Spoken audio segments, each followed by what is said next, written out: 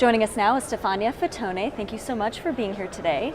Hi, how are you, Jacqueline? I'm well, thank you so much for joining us. Now, you helped plan the curriculum for this week, so tell us a little bit about it, what you're most excited about. Okay, so I guess for me, this is like my favorite committee to sit on. Okay. The one that plans this conference, because it's an opportunity to, help inject into the program content that I think is exciting, that I'm personally interested in, and that I think the attendees might be as well.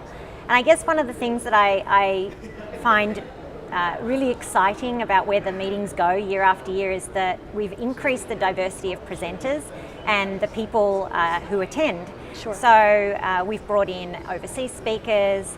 We have representation from orthopedic surgeons, neurologists, physical therapists, engineers, as well as the prosthetists and orthotists. And I think, when you look at what that brings to the content, yes, it's breadth, but also an amazing depth of different perspectives and different views. So not just how does the device work, but what do we think it's doing therapeutically for the patient? What hypotheses might be underlying how a device functions? And I think that's super exciting. Definitely, definitely. So Professor, tell us, what are you currently researching?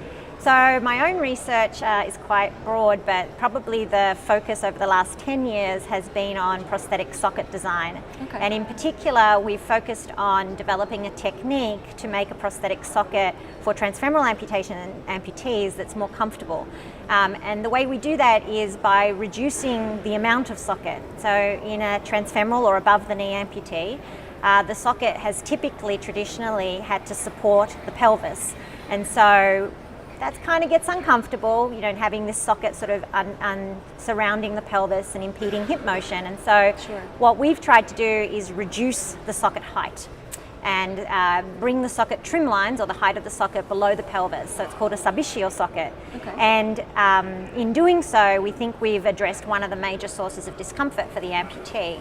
So it's been quite a challenge to get it to that point, but for me, the excitement of that project is I come from a clinical background, so I'm trained as a prosthetist orthotist, and I then went on and did my PhD, so I've really focused my career on research. Okay. And for me, this project has really allowed me to run the whole gamut of development of the technique, through researching how well it works, right through to clinical implementation, so teaching other prosthetists how to make it. So for me, that's been a super fun project to have every element, of the research development pipeline right out to clinical impact, be part of it. Sure. So tell us about your work with OPERF. So I'm the chair of the OPERF Research Committee. And so what that means is OPERF has two major foci. One is research and the other one's education. And with regards to research, our primary mission is really to improve the academic content in the P&O arena. Okay. So by stimulating and supporting clinically relevant prosthetics and orthotics research. And we do that by providing grants. So we have a small grant award which is intended for pilot studies and to stimulate the kind of data you might need to collect to support a larger grant application. So it's intended, in some respects for young starting off researchers to get them going in their careers. It's intended for people who want to maybe explore a new area of research they haven't previously done and they need some pilot data to do that. Okay. So we offer a small grant award once a year. And we're currently reviewing for this year's awardees at the moment. So everyone's very busy. There's a lot of my reviewers here at the meeting, and I keep looking at them. Have you handed it in yet? Right. So they've got homework.